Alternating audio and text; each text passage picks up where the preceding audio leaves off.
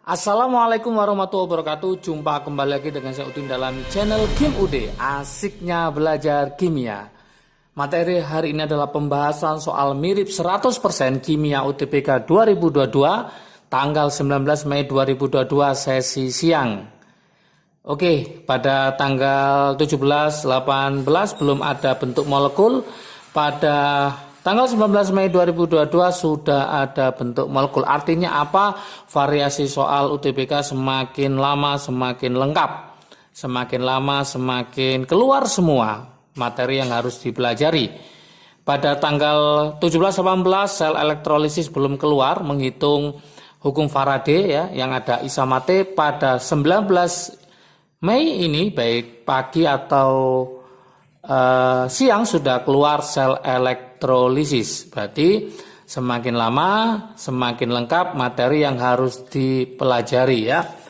Oke, pada bentuk molekul ini ada X sama Y ya. X sama Y, di situ ada konfigurasi elektron 1s1, kemudian 1s2, 2s2, 2p6, 3s2, 3p4. Berarti nanti golongannya di sini, ini golongannya ini. Oke. Ini kelihatan kalau ini golongan 1A ya, jelas ini golongan 1A. Yang ini berarti 2 tambah 4 berarti ini golongan 6A. Kedua atom membentuk senyawa. Kedua atom akan membentuk senyawa. Kira-kira bentuk molekul dari senyawa tersebut adalah apa? Itu yang ditanyakan ya. Oke, dari sini kelihatan bahwa X sama Y, X itu 1, Y-nya elektron valensinya adalah 6. Maka supaya stabil ya, ini ada X, ini ada Y ya. Oke, tadi Y tadi golongan berapa? Ini golongan 6. Ini golongan 6. Golongan 6A ya, supaya stabil dia harus ngapain? Dia harus menangkap 2 elektron. Harus menangkap 2 elektron. Karena supaya apa? Supaya dalam kondisi dia adalah oktet.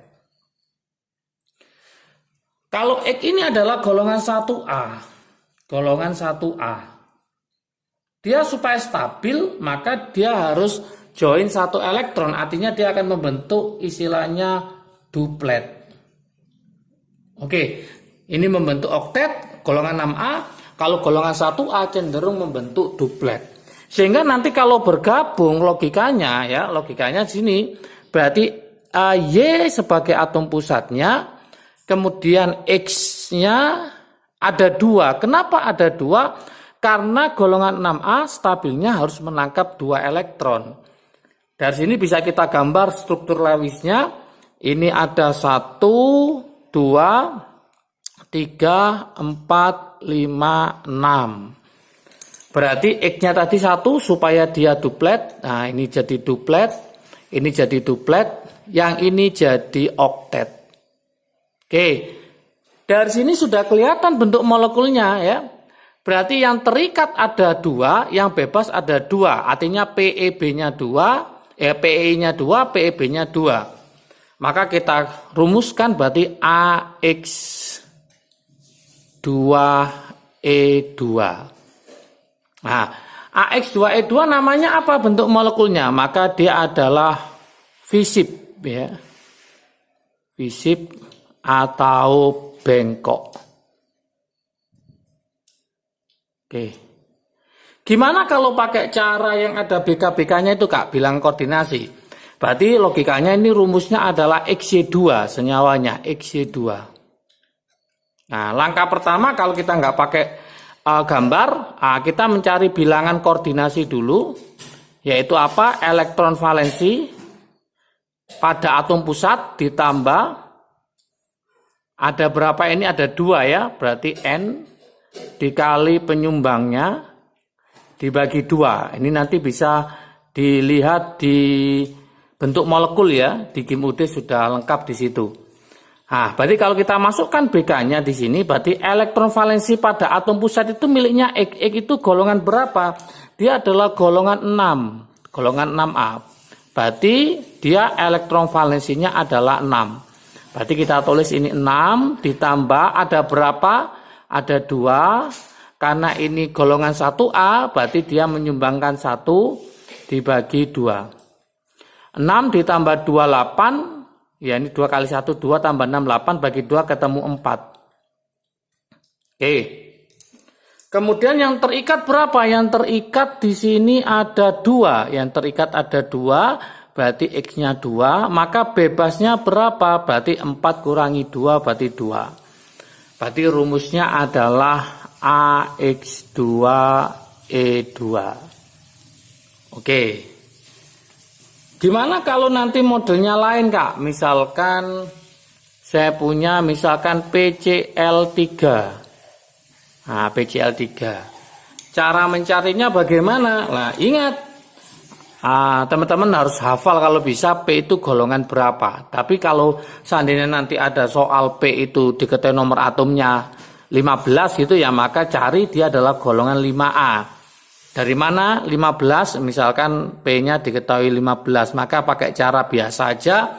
Dia adalah berapa? 285. Pakai cara aufbau. Cara bor ya, 285. Berarti dia golongan 5. Maka mencari BK-nya caranya adalah berarti 5 elektron valensinya pada atom pusat 5 ditambah ada berapa Cl di sini? Ada 3 dibagi 2. Maka ketemu 4. Kenapa dibagi 2? Karena satu pasang itu 2 elektron ya. Mencari X yang terikat. Di sini ada berapa yang terikat? Ada 3. Berarti kita tulis 3. Berarti mencari E-nya adalah 4 dikurangi 3 ketemu 1. Berarti rumusnya adalah AX3E1. AX3E1 harus hafal namanya, yaitu apa? Trigonal piramida. Trigonal piramida ya.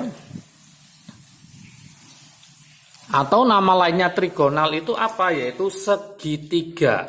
Boleh, yaitu segitiga piramida.